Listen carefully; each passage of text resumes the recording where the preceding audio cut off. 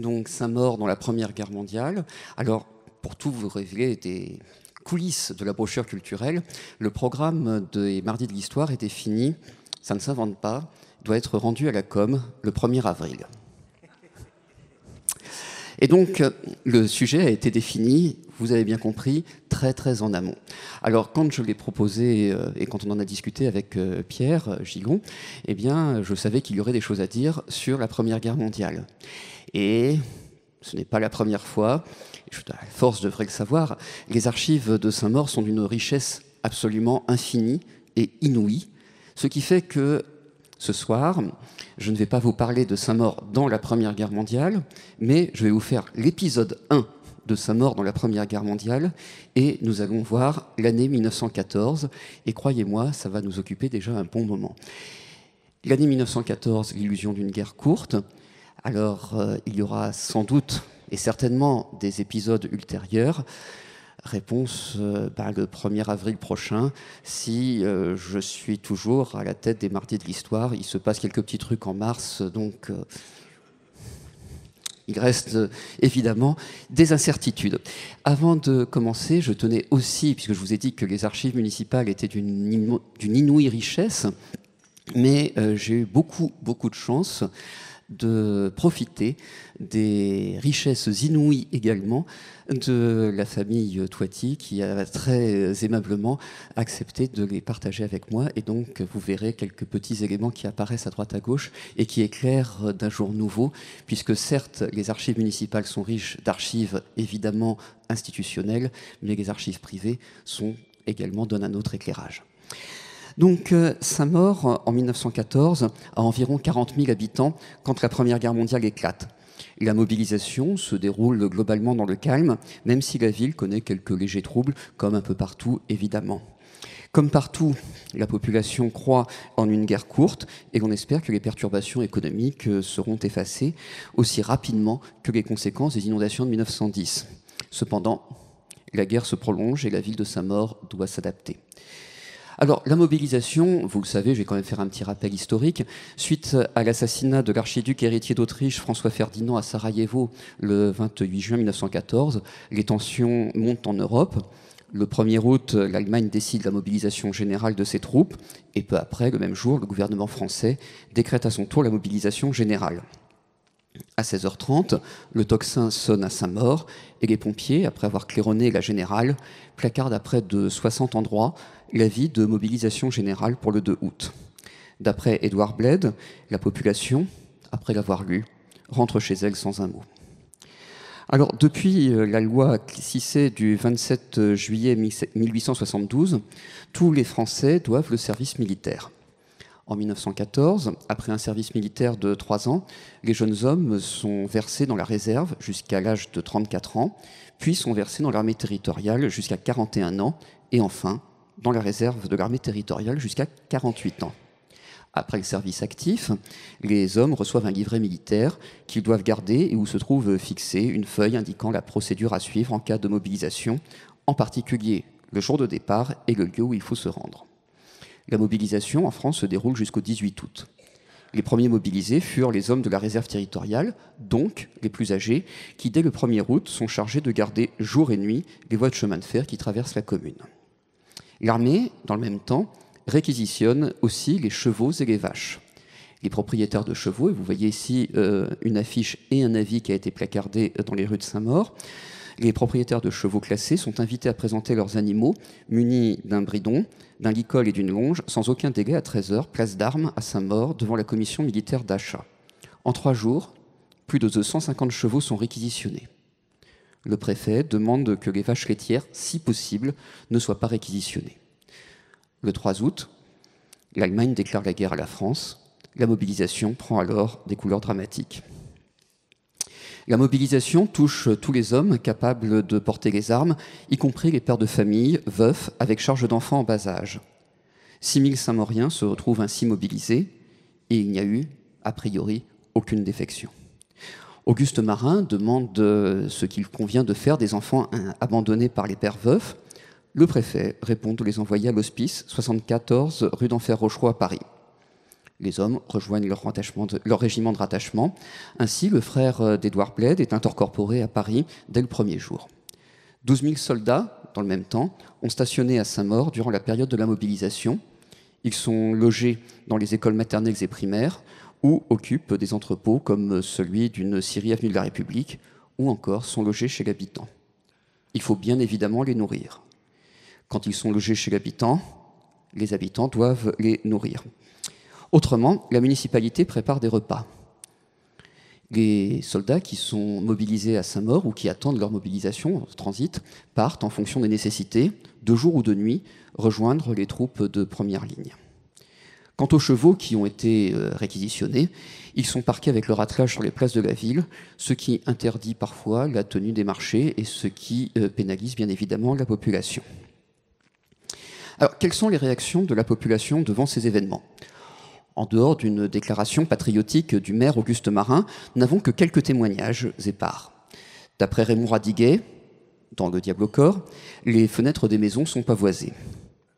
Le 3 août, comme dans le reste du pays, la boutique de la Société Magie, donc une société laitière, du 89 boulevard de Créteil est entièrement dévastée.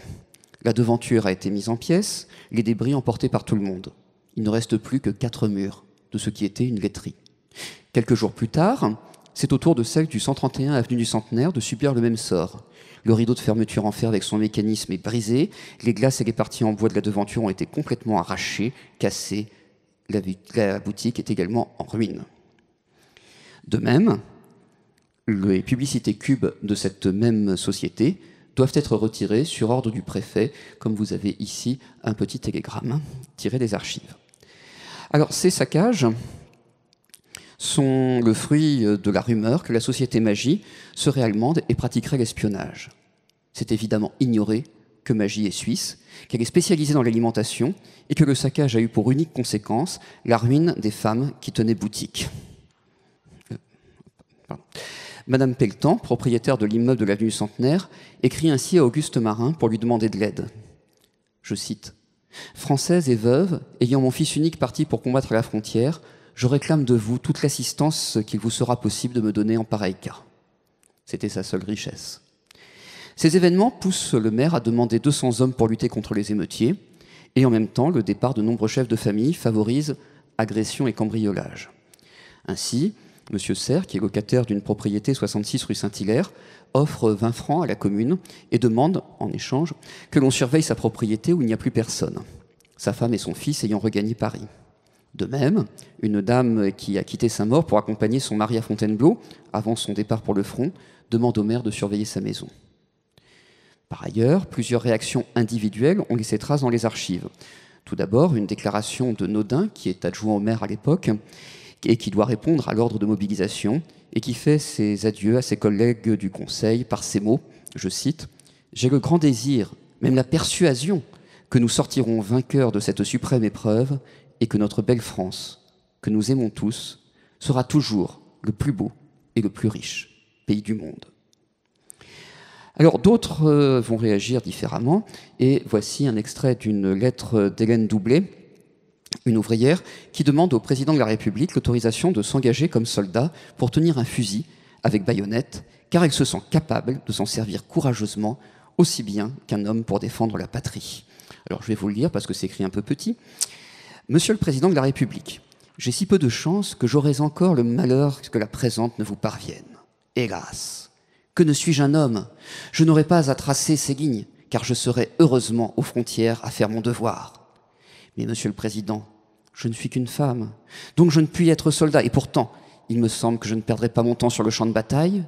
Mais pourquoi ne me prendrait-on pas parmi les chasseurs à pied, régiment que j'admire entre tous? Je me sens capable de tenir un fusil, une baïonnette, et de savoir m'en servir courageusement. » Donc, et à la fin, vous avez, après une petite coupure, « Dieu, je serais heureuse et fière de tenir seulement une petite place au premier rang en face des Boches. Je n'aurais pas peur. Ils tirent si mal, et moi, il me semble que je viserais si bien. » Sinon, on a également 2 autres résidents de secondaires qui ont quitté la ville et qui proposent de mettre leur maison à la disposition de la Croix-Rouge ou de réfugiés. Enfin, on a un courrier très étonnant d'une domestique d'origine autrichienne qui risque donc d'être expulsée du fait de la guerre et qui demande au maire sa naturalisation express avec le différents témoignages de plusieurs patrons. Si on regarde, on a également plus d'une centaine de Saint-Mauriens qui proposent par courrier leur aide à la mairie d'une manière ou d'une autre. La municipalité reçoit aussi plusieurs témoignages de remerciements de mobilisés pour l'accueil généreux des familles de la ville avant leur départ au front. La ligne de chemin de fer qui passe à Saint-Maur voit en effet défiler un nombre considérable de convois militaires en direction de l'Est. Il faut dire que le trafic voyageurs ordinaire est suspendu. Aux gares de Champigny et de la Varenne, des femmes dévouées, résidentes permanentes ou secondaires, créent la goutte de café et offrent gratuitement boissons chaudes, pain, chocolat et autres pour réconforter les soldats de passage. Alors vous avez ici un morceau d'une des plaques de verre réalisées par Ernest Gargoulot. C'est un témoignage absolument exceptionnel puisque c'est pris au mois d'août 1914 en gare de la Varenne et vous avez donc ici la population qui est en train, et on le voit avec un homme ici, de donner du vin ou du café, on va dire que c'est du vin a priori, aux soldats qui sont en train de passer à ce moment-là sur la gare. Je rappelle qu'il y a eu une excellente exposition sur Ernest Gargoulot à la médiathèque et je suis sûr que vous êtes tous allés la voir. Ces femmes ne demandent aucune subvention pour financer leur distribution. D'après Raymond Radiguet, toujours, les enfants jettent des fleurs aux soldats. Et le 27 août 1914, les Lévy voient les soldats français partir pour le front à la Varenne. Et au lieu de garder pour lui, qui en aurait pourtant bien besoin, un mobilisé offre à Suzanne Lévy un trèfle à 4 feuilles que voici, qui est toujours conservé par la famille plus d'un siècle plus tard et qui, je pense, leur a porté chance par la suite. Le 13 août, la municipalité fait afficher une proposition du département de la Seine de fournir gratuitement des billets de train pour tous les nécessiteux qui pourraient obtenir une aide familiale en province. Il s'agit clairement de diminuer la pression démographique dans le département de la Seine. Il faut dire qu'il y a toujours dans les esprits ce qui s'est passé en 1870 et le siège de Paris qui a été absolument dramatique. Donc il s'agit d'évacuer toutes les bouches, le maximum de bouches, on va dire, avant qu'il ne soit trop tard. Depuis le premier jour, la censure est également imposée sur toute communication de nature militaire. En cas d'infraction, c'est le Conseil de guerre.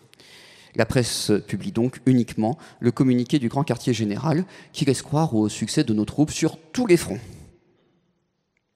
Ainsi, le 21 août, le maire fait une déclaration qui est affichée pour se féliciter de l'entrée de nos soldats en Alsace et des succès en Belgique et à Nancy.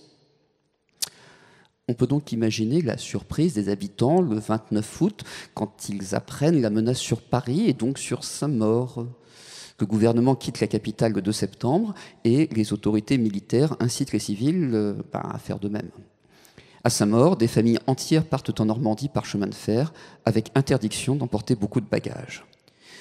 Raymond Radiguet, toujours lui, indique qu'une amie de sa tante s'est enfuie dès les premiers jours de la guerre après avoir enterré dans son jardin des pendules et des boîtes de sardines.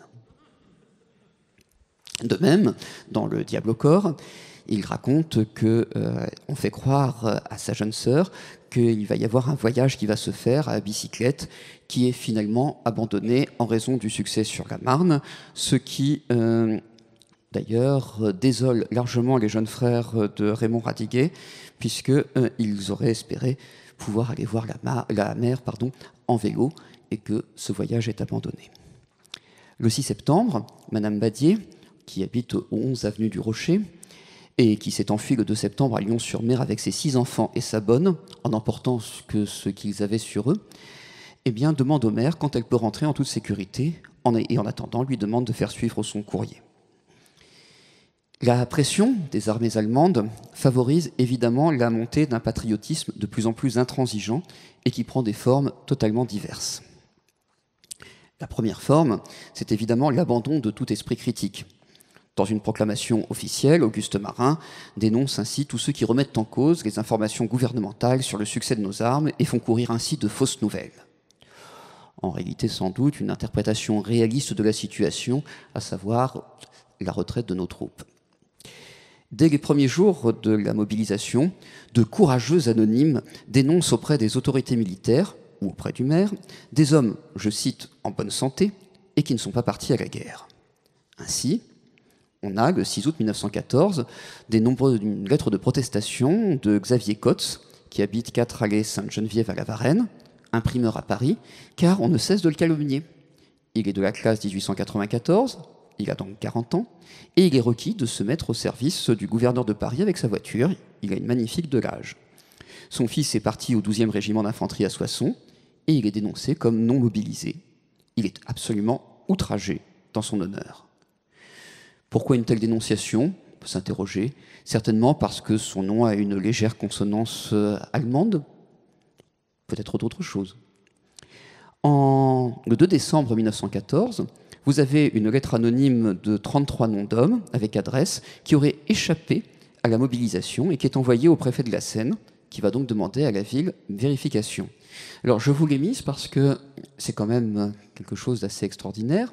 Mon général, mon âge ne me permettant pas de servir mon pays, ayant dépassé cette limite depuis longtemps déjà, et mes aptitudes m'interdisant de grosses fatigues, je crois me rendre utile à ma patrie en vous signalant que de nombreux citoyens, qui, eux, sont d'âge de servir, se dissimulent ou cherchent à éviter d'être pris, bons pour le service, dans les prochains conseils de révision. Et quoique ce métier de délateur me répugne, je sens qu'il est de mon devoir de vous les indiquer dans la mesure de mes connaissances. Voici autant que mes renseignements sont certains, leur nom et profession. C'est tellement certain, c'est évident qu'ils sont tous des resquilleurs, qu'il faut mener une enquête. La mairie s'exécute. Eh bien, je vous le donne dans le mille.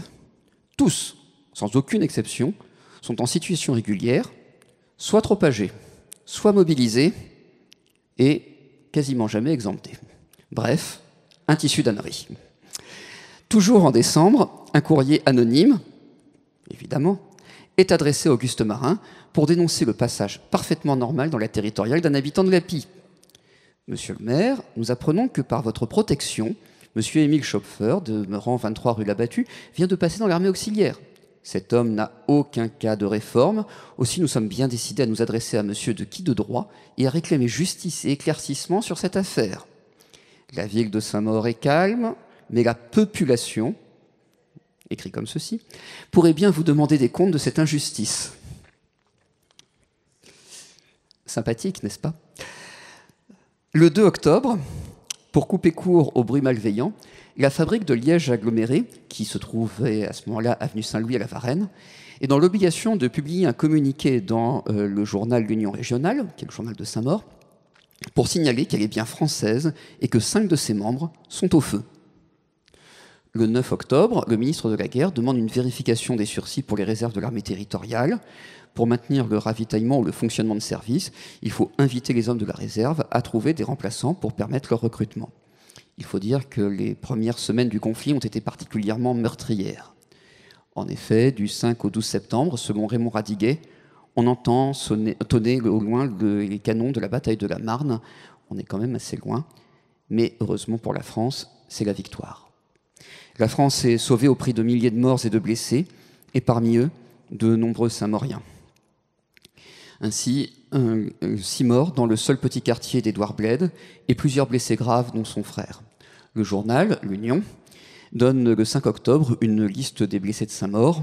On trouve 53 noms, auxquels s'ajoutent 3 noms de morts et 3 de disparus. Marcel Pessot, André Faconnet et Roger Faconnet. J'ai regardé sur le site Mémoire des Hommes, qui référencie la totalité des soldats morts pour la France, et ces 3 disparus ne s'y trouvent pas, donc on peut supposer qu'ils ont été faits prisonniers, mais là, c'est plus difficile à savoir. Le journal publie également des lettres envoyées par des soldats à leurs familles. Dans ce même numéro de l'Union, 4 lettres sont publiées, et toutes témoignent d'un grand patriotisme et de l'espoir que la victoire est proche. Les souffrances sont liées au mauvais temps et aux privations de toutes sortes. Les malheureux sont les habitants chassés de chez eux par l'avancée des troupes allemandes et les destructions de toutes sortes. Les combats parlent des succès contre les Boches et les atrocités sont relativement peu évoquées. Ainsi, je peux vous citer « Chers parents, je pense que tout est tranquille à la Varenne. Je vous écris au son du canon. C'est épatant pour donner des idées. » Et ça se termine par « Je crois que Guillaume pourra demander la paix bientôt, car il reçoit une tournée assez méritée. Nous sommes le 8 septembre 1914. Ça fait preuve d'une grande clairvoyance. Et on en a d'autres également. Nous savons d'ailleurs aujourd'hui seulement que la victoire serait générale. Tous mes tirailleurs et moi, bien qu'en disant Inch'Allah, nous sommes convaincus que tous les Allemands y sont foutus. Et ainsi de suite. Alors, celui qui écrit Inch'Allah a quand même eu la baraka comme il l'écrit, car il a perdu 37 hommes de sa section de 60 dans le marais de Saint-Gon. Il a été tellement héroïque qu'ils ont été cités à l'ordre de l'armée par le général Foch, commandant la 9e armée. C'est vous dire quand même la chance qu'il a eue. Le patriotisme sort également renforcé par la victoire évidemment de la bataille de la Marne, et l'on réclame alors des changements de nom de rue, et c'est ainsi que la rue Vermouth devient avenue de Liège. Mais dans la course qui s'engage, après la Marne, entre les deux armées, les soldats français n'arrivent pas à percer les lignes allemandes. La guerre continue donc. Et elle impose un contrôle de la société et donc le renforcement de l'action municipale. Dès le 1er août, le gouvernement du socialiste René Viviani applique la loi martiale et l'armée obtient des pouvoirs considérables, en particulier dans le département de la Seine et surtout dans le camp retranché de Paris, dirigé d'une main de fer par le général Gallieni depuis le 28 août et dont Saint-Maur fait partie. La mairie reçoit une multitude de circulaires ou de télégrammes qui soit indiquent de nouvelles réglementations, soit répondent aux questions du maire. Il arrive que les dispositions changent du jour au lendemain. Il s'agit toujours de régler des difficultés nées de la guerre. La municipalité crée des commissions nouvelles pour répondre aux besoins. Les congés des employés communaux sont suspendus depuis fin juillet et on recrute des employés temporaires pour remplacer tous ceux qui ont été mobilisés. Il faut répondre au moins à 3 difficultés. La première est évidemment la sécurité. La sécurité devient un élément essentiel de la vie quotidienne à Saint-Maur et elle prend de nombreuses formes.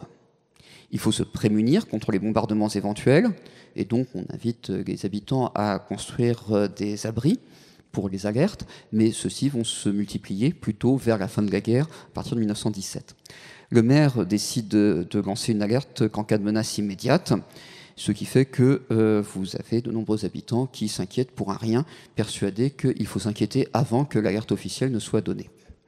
Il faut aussi se prémunir contre des attentats qui sont toujours possibles contre des ouvrages d'art importants.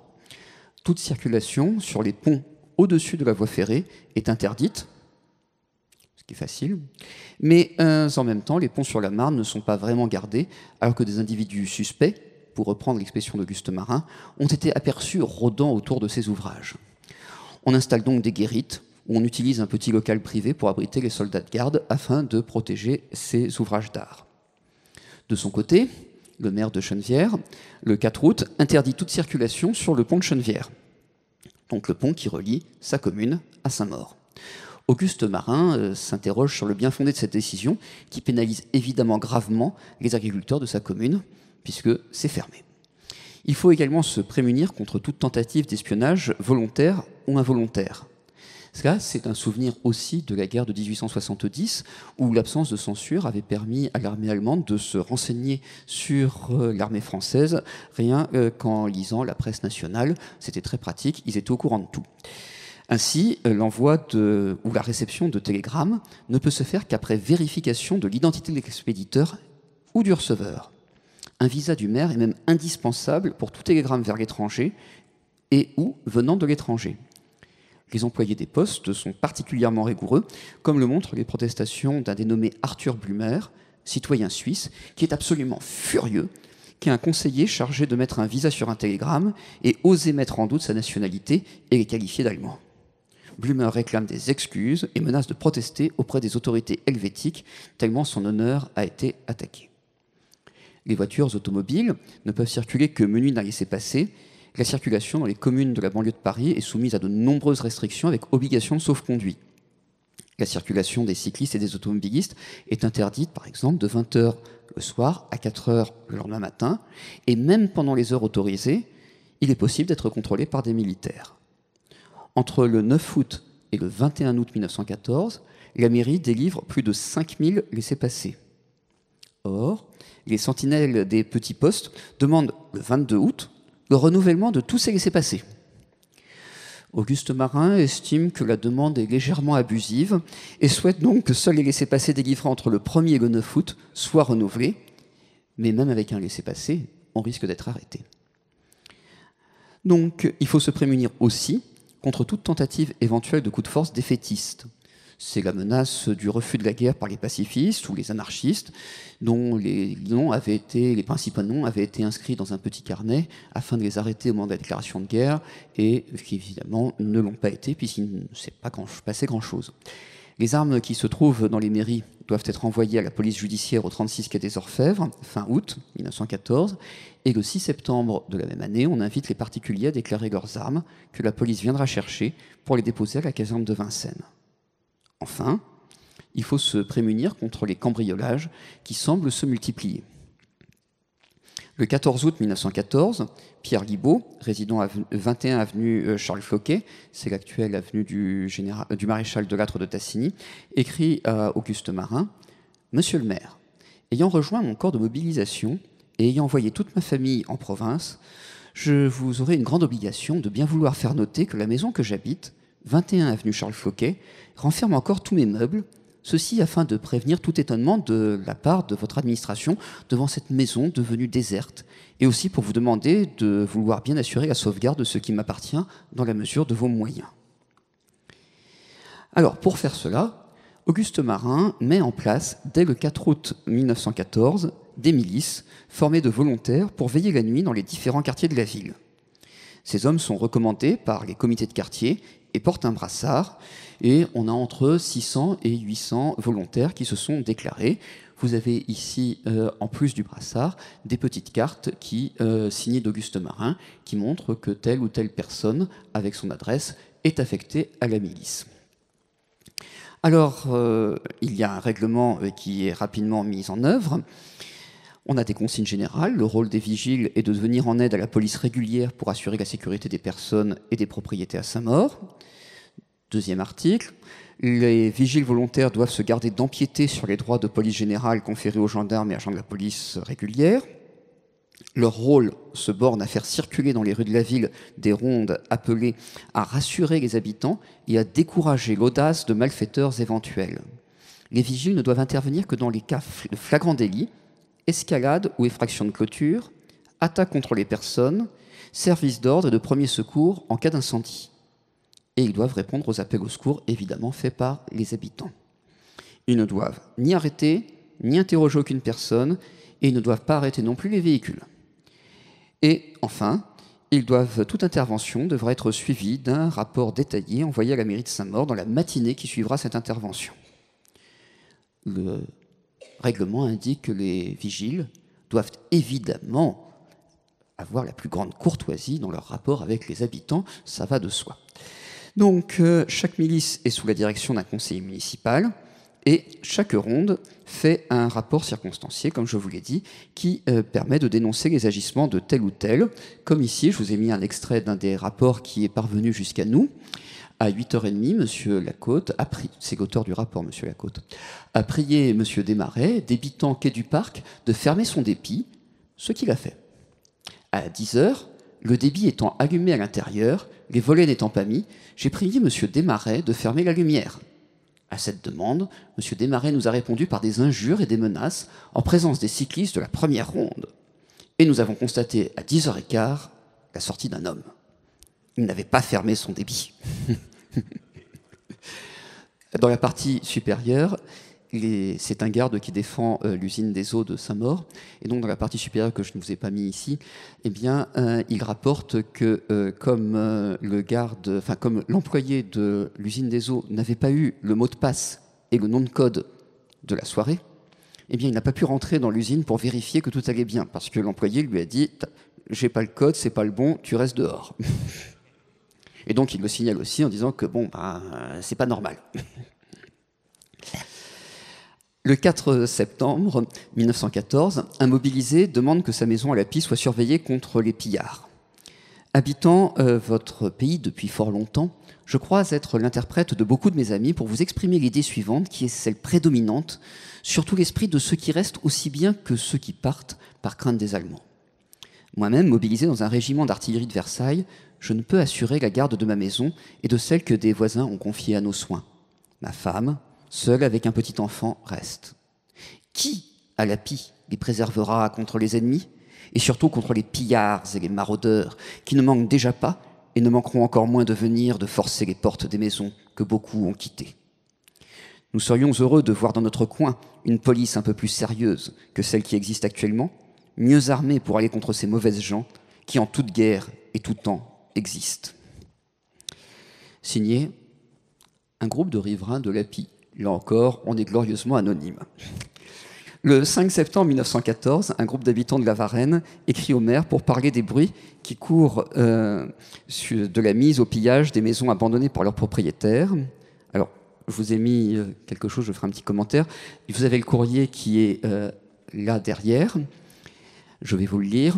Monsieur le maire, étant obligé de quitter momentanément la Varenne pour rentrer à Paris en raison des difficultés que l'on rencontre chaque jour pour voyager et aussi pour notre travail, nous tenons, monsieur le maire, à vous tenir au courant de certains bruits qui circulent dans notre localité et dans les environs. Il paraîtrait que des habitants de cette région seraient décidés à mettre au pillage les pavillons des personnes qui, pour divers motifs, quittent le pays. Ceci n'est pas sans nous laisser quelque inquiétude et nous venons, monsieur le maire, nous mettre sous votre sauvegarde, espérant que vous ferez tout ce qui est en votre pouvoir pour empêcher ces forfaits. Et là aussi, c'est signé, et c'est là où j'ai fait un petit agrandissement, un groupe d'habitants, et vous notez le petit ajout manuscrit d'Auguste Marin, naïf et ayant du culot. Sachant qu'Auguste Marin a marqué en haut exactement, le mieux serait de ne pas laisser la charge de la garde aux autres et de rester le propre gardien de sa propriété. C'est un des rares courriers qui soit annoté de la main de Marin dans les dossiers d'archives. Je pense que le maire de l'époque commençait à en avoir un petit peu assez de ces courriers anonymes réclamant toujours plus. Mais les maraudeurs, les pilleurs ne sont pas les seuls contre qui il faut se prémunir. Il faut également se prémunir contre les débordements des jeunes garçons de 13 à 19 ans qui, sortis de l'école primaire, n'ont aucune perspective scolaire à Saint-Maur et aucune perspective d'emploi du fait des difficultés économiques, et dont le père, évidemment, est souvent parti au front.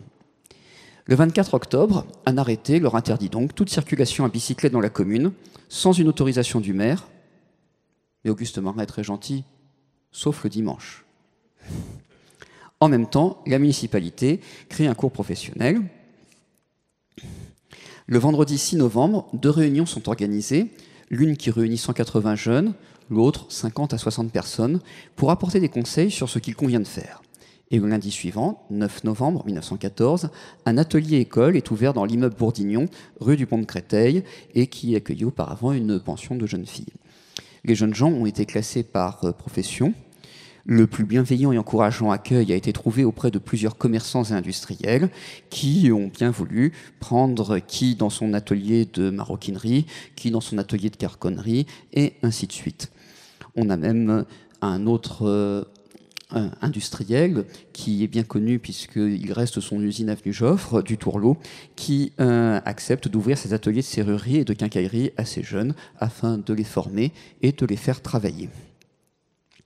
Alors, c'est dans cet atelier-école, certes, les jeunes apprennent un métier, certes, ils travaillent, mais on ne fait pas que cela, puisqu'il y a aussi des moments de détente qui sont organisés, soit l'après-midi, avec des projections cinématographiques, soit également des activités sportives, puisqu'on nous indique dans les comptes rendus de ces ateliers qu'il y a un ballon qui a été acquis pour pouvoir jouer au foot et que les jeunes s'en sont achetés un aussi. Donc il y a donc 2 ballons, ce qui permet de jouer quand même beaucoup plus. Et l'idée est de pouvoir également leur faire visiter des usines par la suite afin de les diriger vers une activité. Alors cet atelier rencontre un franc succès.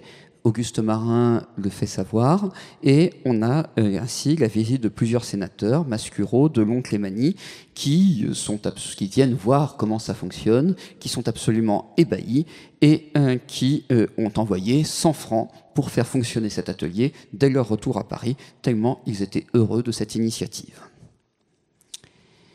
Alors, La vie économique est évidemment perturbée, puisque le départ des hommes laisse évidemment des familles fort démunies, puisqu'il y a soit le salaire principal ou l'unique, soit un apport important qui disparaît. Donc les familles se retrouvent dans le besoin. Dès le 3 août, le bureau de bienfaisance et la caisse des écoles se mobilisent pour apporter une aide immédiate aux plus démunis. Mais la ville manque de papier-monnaie. La municipalité crée donc un papier-monnaie qui est accepté pour le paiement chez tous les commerçants de la ville, qui ensuite ont pu échanger, les 10 commerçants, contre des billets officiels et des espèces sonnantes et trébuchantes. Ensuite, l'État a pris le relais avec l'attribution d'allocations militaires après examen par une commission cantonale, et à Saint-Maur, il y a plus de 4000 allocataires. Le chômage forme la deuxième préoccupation de la population et des autorités. Beaucoup d'entreprises réduisent leur activité ou sont contraintes de fermer, en particulier les entreprises de livraison et celles qui ont perdu la quasi-totalité de leur personnel. Les entreprises de livraison, pour une raison évidente, c'est que dès les premiers jours du mois d'août, les chevaux ont été réquisitionnés. Donc comment voulez-vous transporter? Vous avez le carriole, mais vous n'avez plus le cheval. C'est un petit peu compliqué. Ainsi, les glacières de l'Est-Seine du quai de Bonneuil, qui ont réussi à garder quelques attelages, eh bien, demandent l'autorisation de continuer de livrer de la glace, faute de quoi elles fermeront totalement. Les établissements Latouer, qui se trouvent, eux, 44 bis avenue d'Allemagne à Paris, envoient au maire une lettre pour lui indiquer qu'ils peuvent toujours livrer et transporter. La situation est d'autant plus difficile que le trafic voyageur des chemins de fer est suspendu et que les tramways qui se trouvent alors à Saint-Maur ne fonctionnent plus, faute de personnel. Il va falloir attendre la fin de l'année 1914 pour que les femmes remplacent les watmen et soient payées le même tarif que les hommes. C'était une revendication du conseil municipal de Saint-Maur, qui a été entendue. Dès septembre 1914, l'armée tente de recruter des hommes et des femmes capables de s'occuper de troupeaux de bovins, et en particulier sa chantraire. Salaire, 5 francs par jour pour les hommes, 3,50 francs pour les femmes. Pour soutenir l'activité, la ville a aussi constitué différents ateliers communaux, et ce qui a permis de recruter entre 350 et 400 ouvriers. On va viabiliser des rues comme la rue Tunis, on va entreprendre la construction d'autres artères, en tout cas de travailler comme sur l'avenue Francis Berthier, qui se trouve le long du cimetière de Condé. On va également avoir des travaux réalisés rue Pasteur, rue Bourdignon et à la justice de paix qui se trouve juste là, puisque c'est l'actuel tribunal. Donc, au pont de Créteil, on va commencer les travaux pour établir un port qui va permettre de recevoir par bateau différentes cargaisons de charbon ou de produits lourds comme les pommes de terre. Quant au bassin de l'usine des eaux, eh bien, pour occuper tous ces gens, eh bien, on en profite pour les restaurer et tous ces ouvriers touchent 4 francs par jour de travail. En octobre 1914, la municipalité démarche les industriels et entrepreneurs pour qu'ils reprennent au plus tôt leur activité et forment la main-d'œuvre pour que l'industrie puisse répondre aux besoins de réparation de la paix revenue. Et en même temps, elle demande aux banques d'accorder des crédits nécessaires pour permettre cela. Mais malgré tout, le chômage augmente. Les vieillards et les familles nombreuses ne peuvent pas vivre des secours officiels. Des soupes populaires sont créées par des habitants volontaires, mais la misère s'installe dans de nombreux foyers, des foyers de chômeurs, des foyers de mobilisés, d'autant plus qu'à l'époque, de nombreuses familles refusent de demander un secours parce que c'est considéré comme humiliant et qu'elles préfèrent donc la misère à l'humiliation d'aller quémander une aide. Lors de la séance du conseil municipal du 1er août, 2 crédits sont votés, l'un de 20 000 francs pour les secours immédiats aux mobilisés et l'autre de 12 000 pour parer en particulier aux frais de mobilisation. Pour éviter de creuser le déficit, eh bien, des crédits sur l'entretien des rues sont supprimés, tout comme le service des autobus entre le quartier des Mûriers et Adanville et la gare du Parc. Une décision indispensable, mais qui est très rapidement insuffisante devant l'ampleur des problèmes nouveaux. C'est pourquoi le 1er septembre, le préfet tient à la disposition de la ville une somme de 12 000 francs pour aider les populations de Saint-Maur. La municipalité, toujours pour aider, va créer des commissions nouvelles pour répondre aux besoins, une commission du chômage en liaison avec le bureau de bienfaisance, ou encore une commission des mobilisés, ou une commission des réquisitions, une commission d'approvisionnement et d'alimentation. Parfois, le préfet s'en mêle, modifie la composition de ses commissions. Ainsi, une commission est chargée de répartir les secours d'État aux familles nécessiteuses dont les soutiens sont sous les drapeaux. Elle couvre entre 7 et 8 000 requêtes. Le 31 août, la mairie informe l'attribution d'un secours alimentaire aux familles démunies. Il faut faire une demande écrite et subir la vérification d'un enquêteur. La distribution commence le lundi 7 septembre à la nouvelle justice de paix et à partir de 9 h du matin. Des allocations militaires sont aussi distribuées en fonction des listes envoyées par les autorités. Enfin, face à ces hausses de demandes, face à ces distributions massives, eh bien, le 12 septembre, le préfet demande aux maires concernés de suspendre immédiatement le paiement des allocations militaires. Et rien n'indique à sa mort si cette demande a été suivie ou non. Troisième point qui est important et qui intéresse énormément la population, c'est évidemment le ravitaillement. Que manger ? Dès le 2 août, la section du Parti socialiste de la ville envoie au maire une lettre de protestation contre la hausse inconsidérée des produits alimentaires sur le marché d'Annanville du 1er août. À partir du 5 août, un laissez-passer est nécessaire pour tout commerçant de banlieue se ravitaillant sur le marché de Paris. Évidemment, ce laissez-passer ne peut faire qu'une seule chose, aggraver les conditions du ravitaillement.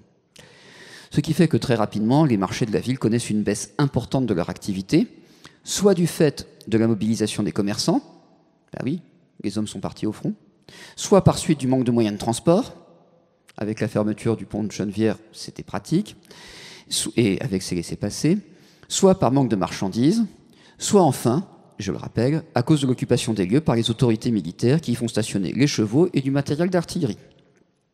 Ce qui fait que le concessionnaire des marchés, M. Pelletier, demande une réduction du montant de la concession qui lui est évidemment refusée par la ville. Les prix connaissent donc une forte augmentation. Et pour éviter les pénuries, la municipalité travaille en collaboration étroite avec l'Union des commerçants. Ainsi, le 14 août, le préfet demande au maire de signaler les hausses exagérées des produits de toutes sortes. Les réserves de viande, par exemple, sont totalement inexistantes chez les bouchers à cette date, pour une raison évidente. À l'époque, les chambres froides sont peu nombreuses et surtout, elles ne sont pas électriques. Donc, pour pouvoir garder de la viande, il faut de la glace. Oui, mais les glaciers ne peuvent pas livrer. Donc, vous ne gardez pas de viande, puisque vous n'avez pas de glace. Donc, le maire signale également le 3 août que le ravitaillement des populations civiles et militaires est excessivement difficile à assurer, et c'est pourquoi l'armée décide de surveiller l'exploitation des ressources dès le 4 août. Le 23 août, le maire signale des prix excessifs de viande dans une boucherie du boulevard des Mûriers, 2 francs 40 le kilo de macreuse et 7 francs le kilo de gigot de mouton, alors que ce kilo de gigot de mouton n'était qu'à 3 francs 50 quelques semaines plus tôt. Les prix ont doublé. Alors, il y a un autre problème, parce que la base de la nourriture à l'époque n'est pas la viande, mais est le pain. Et le départ de 45 boulangers, patrons ou ouvriers, laisse la ville sans pain. Le préfet indique donc rapidement que tous les boulangers de la territoriale ou de la réserve territoriale sont dispensés de mobilisation pour 45 jours et qu'ils devront régulariser dans les jours prochains leur situation. C'est-à-dire que l'on fait revenir tous les boulangers âgés pour qu'ils puissent fabriquer du pain et nourrir la population. Oui, mais le problème n'est pas que le boulanger. Parce qu'on constate que le stock de farine, il est limité. Et l'armée le limite à 1 jour de consommation. Et il n'y a pas de réserve non plus de sel. Or, pour faire du pain, il faut aussi du sel. Donc on manque de boulanger, de farine, de sel. Pratique. Le préfet demande donc au maire de fournir un certificat pour que les boulangers de la ville puissent obtenir de la farine après une vérification des stocks, car les fournisseurs, évidemment, refusent de livrer les boulangers puisqu'ils livrent exclusivement l'armée et qui a réquisitionné la totalité des stocks. Donc la livraison de farine ne peut dépasser la quantité nécessaire à 4 jours de consommation. Le sel peut être acheté sur les stocks de l'armée.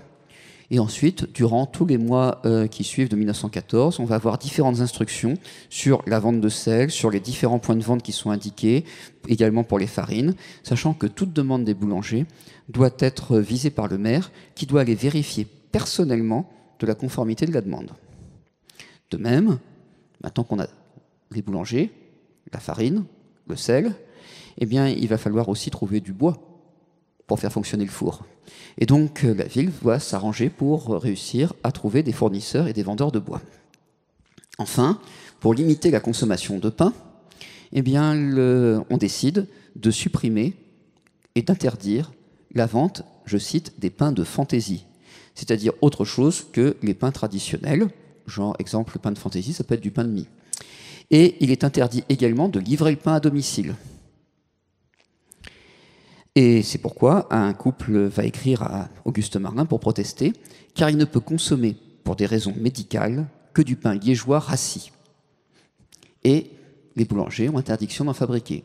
Alors par la suite, il y aura une dérogation si on a un certificat médical signé d'un médecin, on pourra obtenir la fabrication de pain de fantaisie pour raison médicale. Mais les gens se plaignent parce qu'il faut payer le médecin. Et en général, ces gens n'ont pas beaucoup d'argent. La réquisition de vaches entraîne une baisse de la production de lait. Le lait est d'abord donc réservé aux enfants. Ainsi, dans les courriers envoyés à la ville, on apprend qu'en septembre 1914, un vieillard s'est présenté à la vacherie Breuil rue Garibaldi, qui a refusé de lui livrer du lait pour sa femme, qui elle aussi est très vieille, dit-il dans le courrier, puisqu'elle a quand même atteint l'âge de 69 ans. Le 7 septembre, un arrêté municipal réserve le lait à l'alimentation des enfants en bas âge et des malades. La vente du lait leur est réservée le matin avant 7h30 et avant 6h le soir, donc en fonction des heures de la traite. Entre ces horaires, les marchands sont libres de vendre à leur clientèle habituelle le reliquat. Ce qui fait qu'à sa mort, on peut dire que les enfants n'ont globalement jamais manqué de lait.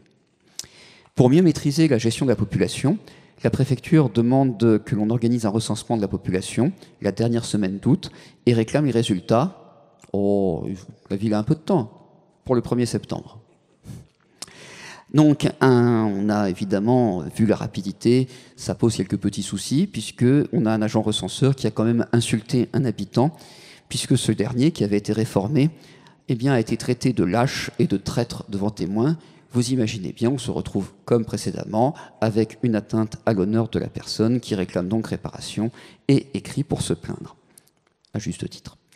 Au total, la ville compte 38 000 habitants fin août, et donc si on ajoute les 6 000 mobilisés, cela fait à peu près 45 000 personnes. La hausse des prix ne concerne pas seulement les produits alimentaires. Il est en effet très difficile de trouver de la graisse à essieu ou du carburant. La municipalité doit donc en organiser la distribution. Le charbon de terre connaît très vite une hausse considérable de ses tarifs, du fait de la disparition de l'accès à un certain nombre de mines françaises. La municipalité engage d'abord des discussions avec les marchands, puis décide de commander directement auprès des mines un tonnage considérable et ainsi distribuer le charbon à un prix raisonnable, soit 55 francs la tonne en décembre 1914, alors que les marchands la proposent à 105 francs, c'est-à-dire le double. On voit donc que l'action municipale est considérable, mais pour autant, elle ne suffit pas et elle ne peut pas répondre à la totalité des problèmes. Il y a donc un certain nombre de limites, et la première limite, c'est que dès 1914, et je vous le dis pour les épisodes prochains, durant toute la durée de la guerre, la ville va subir les militaires. Dès le 1er août, les autorités militaires requièrent journellement de l'administration municipale la fourniture de denrées, fourrages et matériel nécessaires au service de la mobilisation. Toutes ces fournitures sont délivrées au compte de la commune. Pour payer les commerçants, le conseil municipal décide donc de chercher de l'argent en supprimant les classes de vacances et toutes les excursions scolaires. Mais la poursuite de la guerre entraîne la présence permanente de nombreux soldats. La ville doit donc organiser leur hébergement. Le 3 septembre, toutes les écoles publiques et privées sont fermées. C'est encore les vacances. En octobre, les écoles maternelles Jules Ferry et Louis Blanc et Garçons Diderot sont toujours occupées par les soldats alors que la rentrée a eu lieu. La ville ne peut pas faire davantage. Le 7 octobre 1914, l'inspecteur primaire demande la réouverture de l'école de Garçons de Diderot en disant à la ville « déplacez les militaires et mettez-les dans une autre propriété communale ». Sauf que la ville répond « on n'a pas d'autre propriété communale. On ne peut pas les déplacer, on ne peut pas les loger ailleurs. » Et dans le même temps, à quoi assiste-t-on ? Eh bien, à une hausse des effectifs scolaires. Les nombres d'enfants inscrits dans les écoles communales a considérablement augmenté. Il est passé de 3 593 en 1908 à 4 891 en 1914. Alors vous avez des effectifs scolaires qui sont en hausse, des instituteurs qui sont mobilisés, et vous avez donc des classes à plus de 45 enfants qui se multiplient dans la commune, faute aussi de locaux. Les soldats sont nourris sur place, soit dans les familles, soit dans des cantines. Les autorités militaires fixent un montant maximum à dépenser pour prendre en charge la nourriture des soldats et celle des officiers. Mais vous en doutez, hein, l'armée a fixé un montant tellement dérisoire qu'il ne couvre au mieux que la moitié des dépenses effectives, et souvent moins. Le maire ne cesse de protester, mais les autorités militaires répondent par un silence assourdissant. La ville accueille aussi les premiers blessés dans des hôpitaux improvisés, que ce soit rue Mailleux ou avenue du Bac ou rue de Curty. Raymond Radiguet, dans Le Diable au corps, indique « On porte des poires aux blessés qui débarquent dans les gares ». Un service d'ambulance est ainsi créé à la gare de Champigny pour débarquer des soldats qui ont besoin de soins immédiats. Le marin déplore qu'à plusieurs reprises, il était malheureusement trop tard. Le principe de la médecine militaire, les principes ont évolué très largement. En 1914, l'idée des militaires, c'est d'évacuer le plus rapidement possible tous les soldats du champ de bataille. Donc, quelle que soit la nature de la blessure du soldat, je vais exagérer bien évidemment, mais une foulure au petit doigt ou de la mitraille plein le corps, eh bien ces deux soldats vont se retrouver dans le même wagon évacués. Et donc on évacue, l'idée c'est l'évacuation en masse, et sans chercher le plus loin possible. Donc on ne fait pas de premiers soins, et on évacue parmi tous ces soldats, des soldats dont les blessures ne nécessitaient pas forcément une évacuation, où les blessures n'étaient que franchement très bénignes.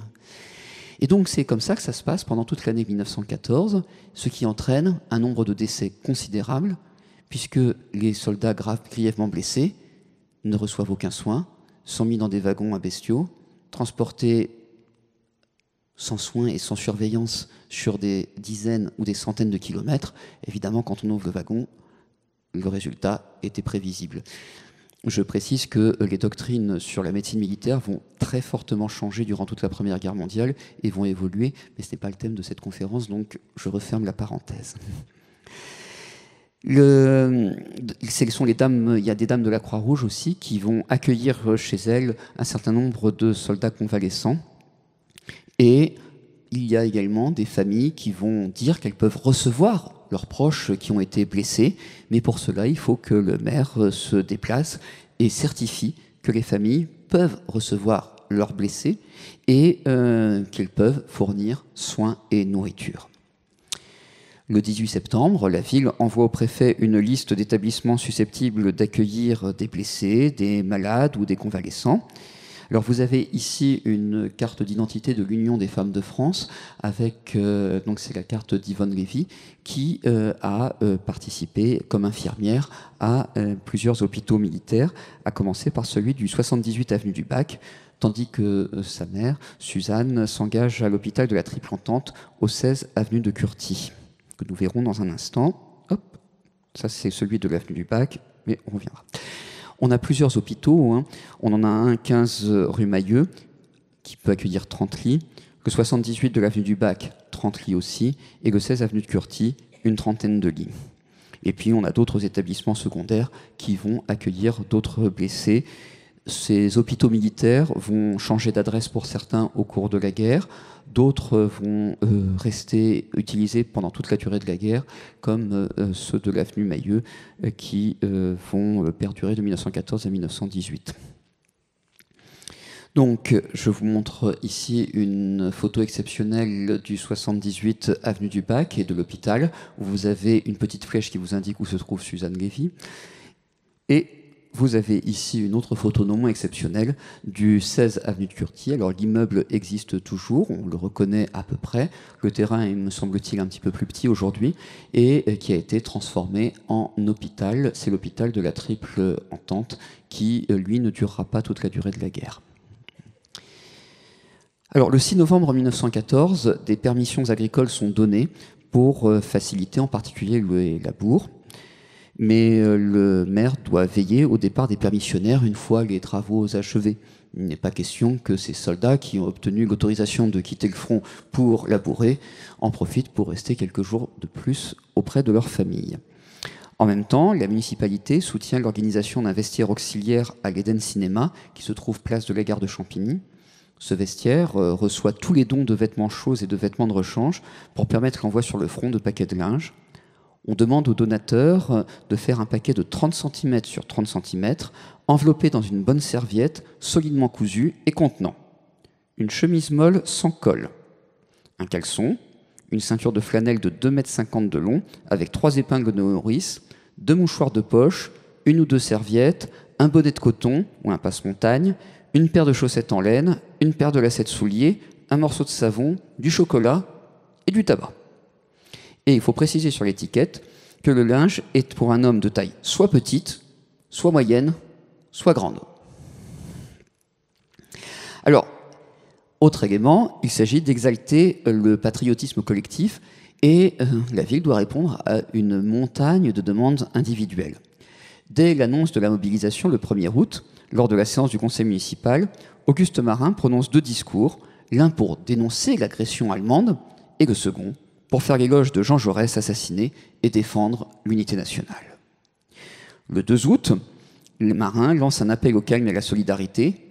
Tous les habitants qui le peuvent sont invités à venir en mairie pour déposer leurs dons. Et ils sont nombreux à répondre à cet appel. Le 6 août, un appel aux femmes est lancé afin qu'elles prennent toute leur part à l'effort de guerre. Le 19 octobre, Marin invite les jeunes hommes de la classe 1916 de suivre des cours de préparation militaire au 77 bois de Créteil pour être prêts le moment venu. Lors de la séance du conseil municipal du 28 novembre, première séance depuis le début de la guerre, Marin rend hommage aux premières victimes et aux blessés et exprime sa gratitude et son admiration auprès du général Joffre. Enfin, le 31 décembre, le Marin prononce un discours d'espoir patriotique qui est affiché et dans lequel il exalte le sacrifice collectif pour défendre la patrie et le stoïcisme de la population devant les malheurs de la guerre. Mais en même temps que ce patriotisme exacerbé, le maire multiplie les interventions individuelles pour aider ou accompagner les familles. La mobilisation des hommes est évidemment une source d'inquiétude pour les familles, qui peuvent se retrouver sans aucune nouvelle de leurs proches. Le ministre de la Guerre, Messimy, envoie au maire des instructions pour répondre à d'éventuelles demandes des familles, et il indique, quand on n'a aucun renseignement, il faut répondre « présumé en bonne santé ». Le ministre donne aussi ses instructions pour organiser les visites aux familles des morts ou des grands blessés. Il recommande d'être éventuellement accompagné par une personne qui a des compétences en la matière, mais il se refuse d'évoquer la présence d'un prêtre. On est toujours dans l'esprit de la séparation et pas encore de la réconciliation. La loi de 1905 n'a même pas 10 ans. Pourtant, et vous le savez puisque je suppose que vous avez déjà visité les églises de Saint-Maur, eh bien, il y a des plaques avec le nom des paroissiens morts pour la patrie qui sont peu à peu apposées dans toutes les églises de la ville, comme d'ailleurs dans toutes les églises du pays. Les angoisses d'ailleurs de la guerre provoquent un retour à la dévotion religieuse et la mairie envoie systématiquement une gerbe de fleurs lors de chaque enterrement. Ainsi, on a également des soldats qui préviennent la mairie de la mort d'un camarade saint-maurien. Ainsi, le 5 octobre, un soldat avertit le maire que son copain de Saint-Maur, comme lui, est mort, et il le prie d'aller annoncer la triste nouvelle à sa femme, mais en disant seulement qu'il est blessé, pour ne pas lui faire trop de peine tout de suite. Le maire devient une véritable assistante sociale, puisque ses administrés lui écrivent pour absolument tout.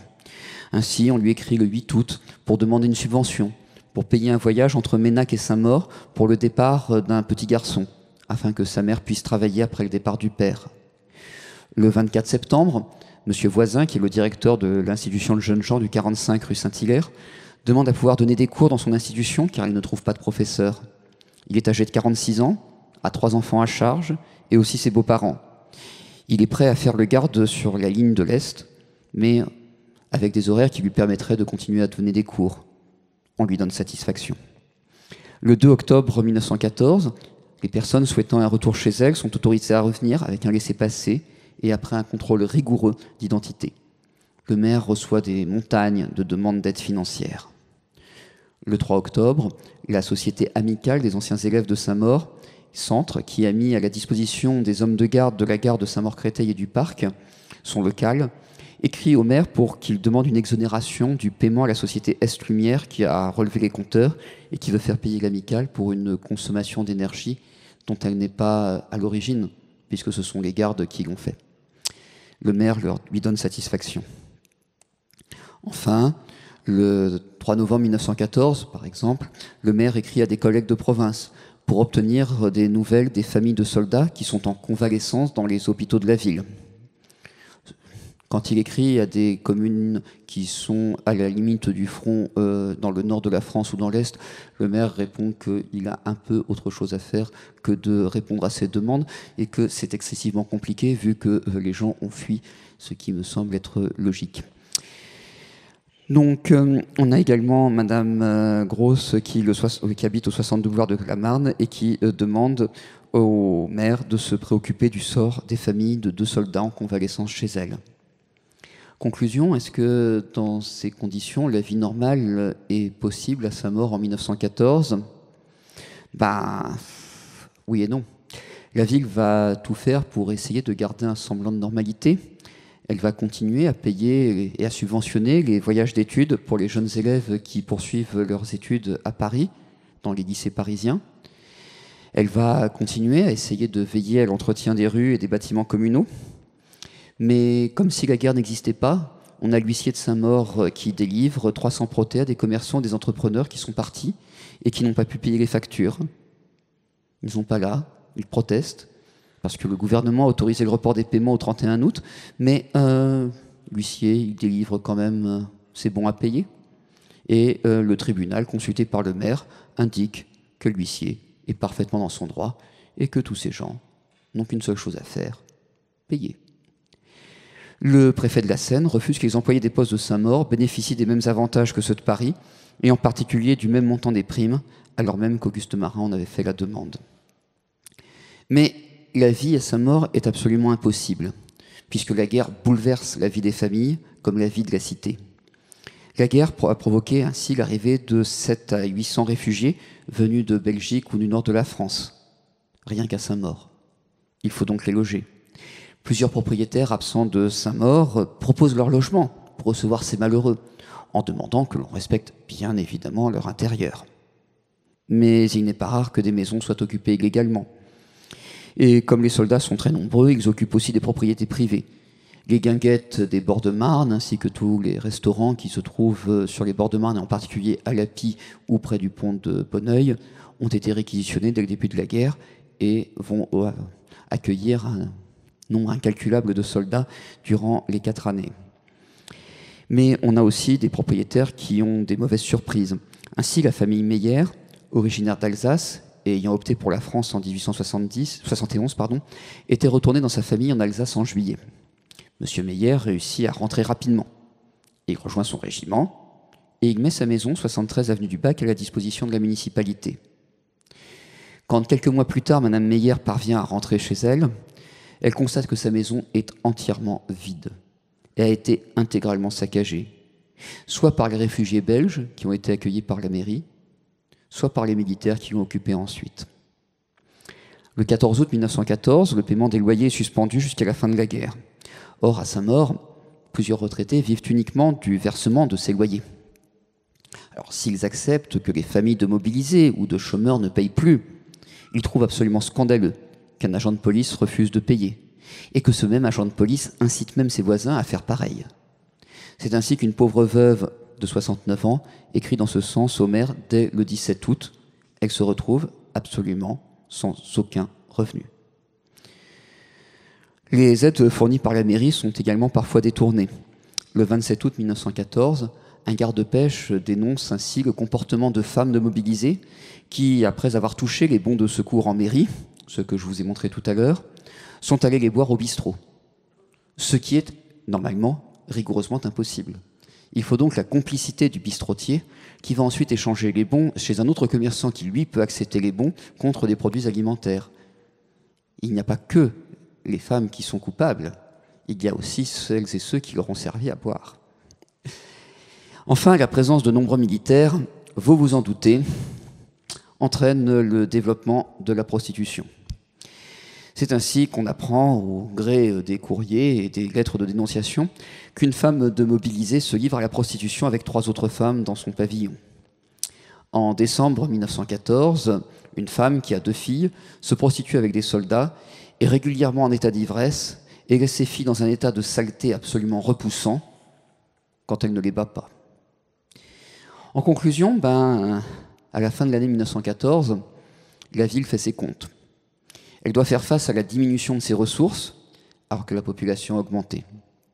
L'octroi est en chute de 50% et la redevance des marchés de 60%.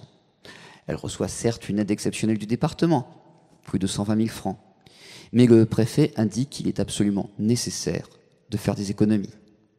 On demande en particulier aux directeurs et directrices de faire très attention au chauffage et aux fournitures scolaires. La ville décide l'augmentation du centime additionnel, qui est une taxe sur les impôts locaux, une taxe sur les taxes, rien de nouveau. Et enfin, Auguste Marin se résout à emprunter auprès de la ville de Paris pour une année et propose pour 1915 un budget en équilibre avec une réduction immensément importante des dépenses. Mais il est clair, à Noël 1914, contre tous les espoirs, que la guerre va durer. Il faut se résoudre à un conflit beaucoup plus lourd, et donc le temps des sacrifices véritables pour les civils est arrivé, ce que nous verrons peut-être dans un épisode 2.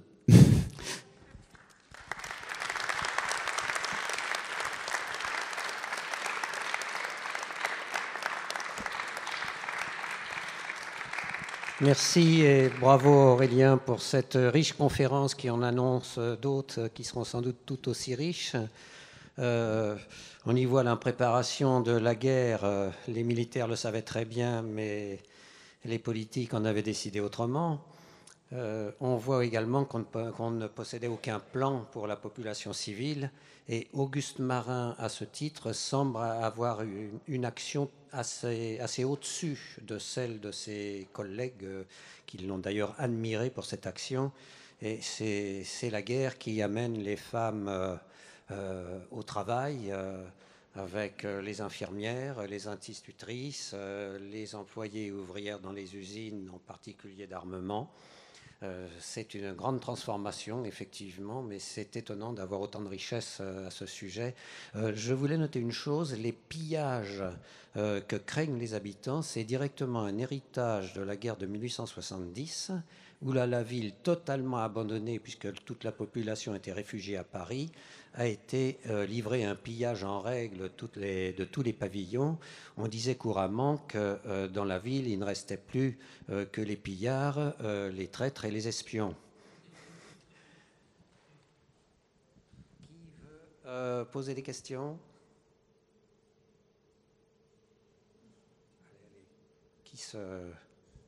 Qui veut bien être le premier là ?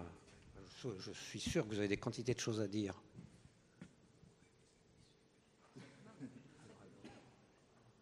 J'ai noté en particulier le lait. Alors le lait, on a un peu oublié parce qu'on n'en voit presque plus, mais c'était l'aliment essentiel. Un vrai problème. Et il y avait de très nombreuses laiteries à sa mort, petites et de micro-fermes qui a été disséminées. Ça aussi, on l'oublie, même si je pense que vous êtes beaucoup à savoir que la dernière ferme à fermer à Saint-Maur était une ferme laitière. Oui, enfin merci. Donc tout d'abord, donc un grand merci pour votre conférence. Alors j'avais vu une coupure de journal pour les blessés, et la plupart des blessés, d'ailleurs tous, étaient hospitalisés dans tous ces hôpitaux loin de Paris, parce qu'il fallait, donc il ne fallait pas donc effrayer Paris, voilà, et parce qu'il fallait remplir les hôpitaux par le fond, c'est-à-dire qu'il et alors ça c'est très très intéressant parce que tous les Saint-Mauriens donc sont partis. Est-ce qu'il y a eu après des documents pour savoir si il y a eu donc s'ils sont revenus après sur les hôpitaux franciliens ou pas, ou alors ils sont restés plutôt donc en province et très loin hein, quand on voit donc cette coupure de journal. Alors, difficile d'y répondre parce que on n'a pas de comment dire, On n'a pas de listing, en tout cas dans les archives de la ville, on n'a pas d'inventaire, je ne veux pas dire d'inventaire, mais c'est un peu le terme, de registre, voilà, de registre avec tous les soldats qui ont été accueillis dans les hôpitaux de la ville. Ça, on n'en a pas, donc ce qui ne permet pas de savoir d'où, s'ils habitaient Saint-Maur ou pas. Et les soldats qui revenaient dans leur famille, eh bien, on n'a pas non plus de traces dans les archives communales, en tout cas pas dans celles que j'ai pu dépouiller. Donc c'est très difficile. Et le journal L'Union, on a ce numéro-ci, et puis on n'en a pas d'autres. Donc malheureusement, il se trouve tout à fait pour autre chose. En fait, il a été conservé dans les archives pour la petite coupure que je vous ai montrée, qui est au dos de ce journal. Et donc c'est pour cette raison, pour cet avis-là, qu'il a été conservé. Et heureusement, il ne l'avait pas découpé. Donc on subodore qu'il y a eu d'autres listes de blessés, mais sans certitude, puisque pour l'instant, difficile de savoir s'il existe encore une collection du journal L'Union pour la Première Guerre mondiale. En tout cas, les archives de la ville ne les ont pas, malheureusement. Merci, oui. Bonsoir. Donc, moi, j'aimerais savoir si le dispensaire boulevard de Champigny, qui est actuellement ouvert, était un hôpital pendant la guerre 14-18, parce que c'est toujours ce qu'on m'a raconté. Hôpital, non, ça c'est sûr. Je vérifie parce que j'ai aussi des lieux de... Non, il ne fait pas partie des hôpitaux militaires et il n'est pas cité dans les établissements militaires de la ville de Saint-Maur, dans les archives de la ville. Là, je peux vous répondre en se basant sur les archives qui ont été dépouillées par d'autres et sur les archives des hôpitaux de Paris pour la Première Guerre mondiale. Il y a eu une série de plusieurs tomes qui sont parus en 2014 et qui référencent des grands tableaux avec la totalité des hôpitaux militaires et leurs annexes, et ils n'apparaissent pas dedans. Et dans les archives municipales, on a d'autres hôpitaux que ceux-là qui sont référencés, et le dispensaire n'apparaît pas non plus. Ce qui ne veut pas dire qu'il n'a pas accueilli évidemment des blessés militaires, mais il n'est pas considéré comme hôpital militaire. D'accord, ok. Merci.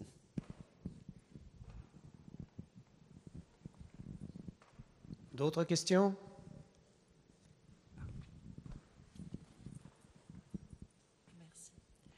Merci. Vous avez parlé de l'aide donc du maire. J'ignorais totalement. Est-ce que vous avez eu accès à des archives diocésaines, c'est-à-dire de l'aide de l'Église catholique? Parce que là, ce sont des aides municipales. Est-ce que vous avez eu... est-ce que vous êtes intéressé à ça? Est-ce qu'il y a des documents sur ce sujet? Alors, à l'époque, la ville de Saint-Maur dépend de l'archidiocèse de Paris, puisqu'on est dans le département de la Seine. Donc, ce sont les archives de l'archidiocèse qui ne sont pas d'une très grande richesse, puisqu'elles concernent essentiellement les paroisses en tant que telles, avec donc les prêtres et les bâtiments. Et les secours sont donnés souvent localement par d'autres groupements qui sont à l'intérieur de ces paroisses, qui ont leurs propres archives qui sont conservées par celui qui dirige le mouvement et qui disparaissent avec lui. C'est-à-dire que le grand drame dans les mouvements de paroisse, c'est que les archives de ces mouvements, en général, sont stockées chez des particuliers. Le mouvement disparaît, les archives restent dans le grenier, et puis partent à la benne au moment de la succession. Donc les paroisses de Saint-Maur sont d'une grande pauvreté, malheureusement, là-dessus. Sachant qu'en plus, souvent, pour l'avoir entendu en tout cas, il y a on va dire, une armoire pour mettre les archives évidemment, ou une pièce, on va être un peu plus généreux. Les archives évidemment ne cessent de grandir, donc quand il y en a trop, qu'est-ce qu'on fait? On fait un classement vertical. Et donc on se dit que ça ne présente aucun intérêt, et on jette, parce qu'il faut faire de la place. Donc malheureusement, on n'a pas grand-chose, mais il est évident qu'évidemment, que ce soit l'Église catholique, que ce soit l'Église protestante qui est également implantée sur la commune à cette époque, et évidemment la communauté juive, il est certain qu'il doit y avoir aussi des aides qui sont implantées au sein de chaque communauté religieuse pour venir en aide à des paroissiens qu'on connaît ou qu'on a référencés. Oui. Mais c'est une supposition a priori sûre, mais sans aucune certitude.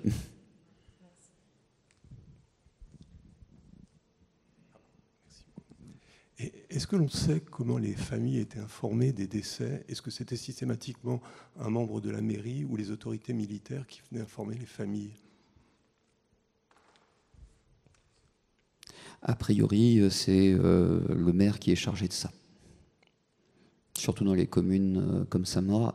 Moi, à ma connaissance, c'est le maire ou un représentant qui est chargé de cette triste besogne.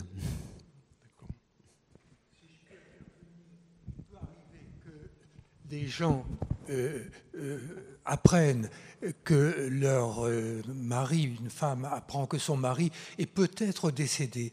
Et on a le cas à Saint-Maur, on le sait, c'est connu, il y a une pauvre femme qui se retrouve, j'allais dire, sans, comment dirais-je, sans renseignement sur son mari, qui est mort à l'hôpital de Besançon.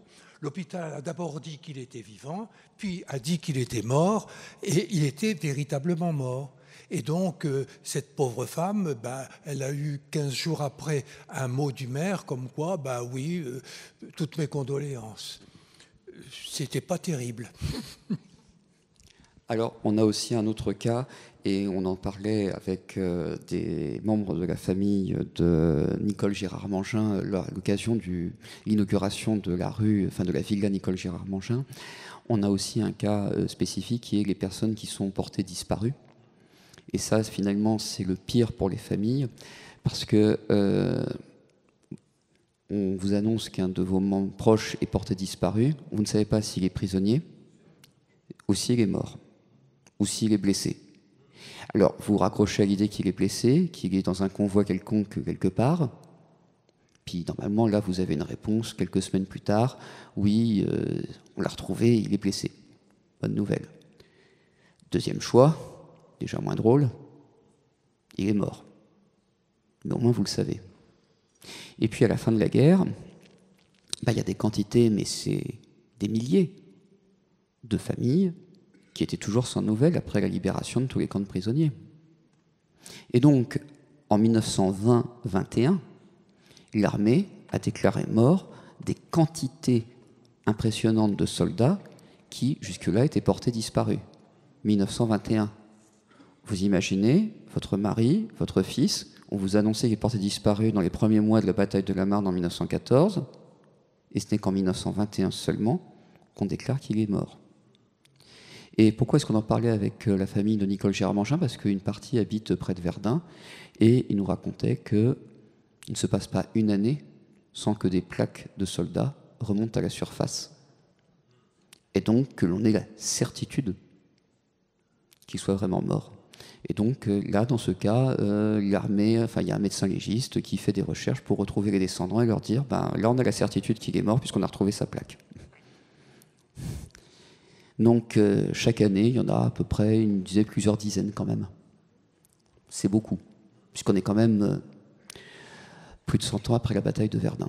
Et donc on peut supposer que c'est à peu près la même chose un peu partout. Donc à Verdun, ça remonte, on fait, ailleurs, voilà.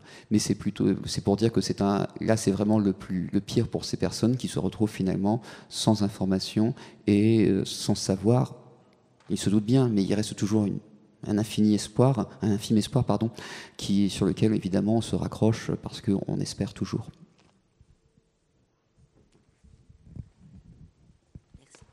Pour compléter ce que vous venez de dire, dans les forêts de l'Est de la France, quand on fait de la gestion forestière et qu'on dessouche, on retrouve encore des plaques.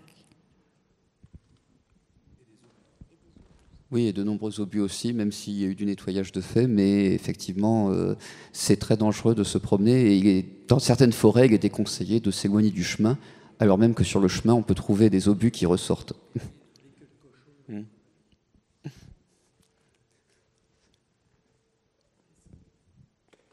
Est-ce qu'à Saint-Maur, on avait des nouvelles des gens sur le front et sur les autres batailles?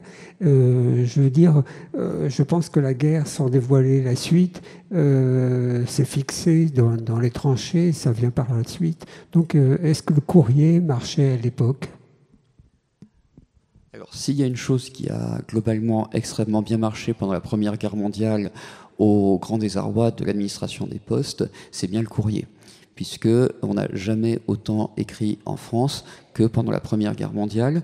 Les députés, persuadés que la guerre serait courte, ayant donné la gratuité des courriers à destination du front et en provenance du front. Donc, les familles écrivent énormément aux soldats, et les soldats écrivent énormément à leurs familles, pour une raison très simple, c'est qu'effectivement, on a des millions de soldats qui sont dans des tranchées, mais que, fort heureusement pour eux, une grande partie du front est toujours en période relativement calme, et donc les soldats, ils s'ennuient. Et donc écrire à leur famille est un moyen aussi de s'occuper, d'où l'immensité du courrier. Alors, le courrier en provenance du front à destination des familles, c'est facile. Vous avez l'adresse de la famille, vous l'envoyez, il y a des gens qui passent récupérer le courrier et ensuite c'est envoyé. Pour le courrier qui vient en provenance des familles vers le front, là, ça a été une logistique absolument exceptionnelle qui a été mise en place. Les familles n'écrivent évidemment pas à la tranchée 31 du machin, etc., mais ils écrivent à leurs proches en indiquant le régiment et en indiquant il y a une adresse en tout cas qui arrive. Et là, sur place, vous avez des gens, des femmes en général, qui savent exactement en temps réel où se trouve chaque soldat. Et le savent même avec au moins quelques jours d'avance pour que le courrier n'arrive pas en retard. Et à l'époque, le courrier voyage rapidement, est livré dans les temps, et donc ça permet à ce que le courrier arrive exactement à la bonne personne, en relativement peu de jours. Non, le courrier a formidablement bien fonctionné, que ce soit les lettres et les colis. Alors les colis ont été mis en place un petit peu plus tardivement.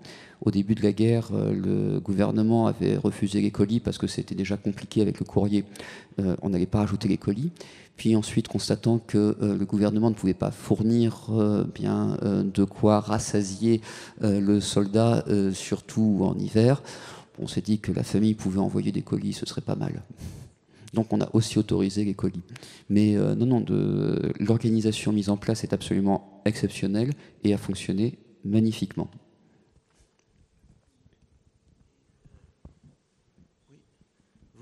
Vous parlez du courrier. Et pour ceux qui étaient prisonniers en Allemagne, ça fonctionnait aussi bien? Je vous dis ça parce qu'il y a peut-être une semaine ou deux, il y a eu un très beau documentaire historique sur Charles de Gaulle pendant cette période. Et justement, j'ouvre une autre parenthèse, vous parliez tout à l'heure de ceux qui étaient portés disparus, et on voit, je pense que le film est historique, ses parents sont prévenus qu'il est porté disparu, qu'il est même mort au combat, et finalement c'est peut-être 3 semaines ou 1 mois après, ou un peu plus, qu'ils apprennent par une lettre de Charles de Gaulle que justement il est vivant. Donc pour revenir sur les portés disparus. Alors donc, est-ce que ceux qui étaient prisonniers en Allemagne, le courrier fonctionnait bien aussi? Beaucoup moins bien. Et les colis donc, parce que on a des lettres de prisonniers donc le courrier fonctionne quand même un peu, mais prend beaucoup plus de temps, c'est beaucoup plus compliqué, ça prend d'autres chemins. Et on a dans les archives municipales des prisonniers qui indiquent qu'ils ne souhaitent plus recevoir de colis, et on subodore, c'est pas indiqué, parce qu'il y a la censure évidemment partout, que le colis n'arrive pas à destination ou arrive très allégé.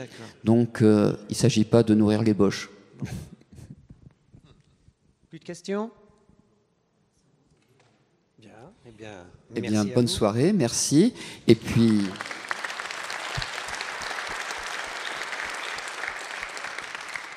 Je vous souhaite d'excellentes fêtes de fin d'année et je vous dis à l'année prochaine pour une nouvelle conférence en janvier prochain. Bonne soirée et bonne fête.